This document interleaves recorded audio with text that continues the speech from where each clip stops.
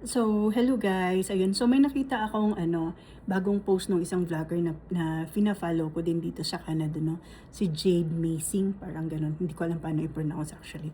Nakita ko yung bagong vlog niya na nanganak siya, nakauwi na siya, and then isang araw gumising siya na masakit yung ulo niya.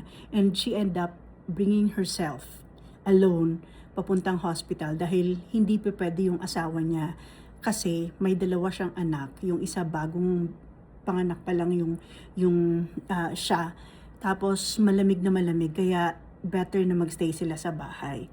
So, mag-isa siyang nagpunta ng hospital. Although, syempre, inasikaso naman siya kaagad. Maraming pinadala sa kanya ng mga gadgets na libre para ma-monitor siya. Hanggang sa isang araw, pinabalik na naman siya sa hospital na mag-isa lang siya sa hospital. So, guys, yun yung buhay dito sa Canada na hindi ganun kadali.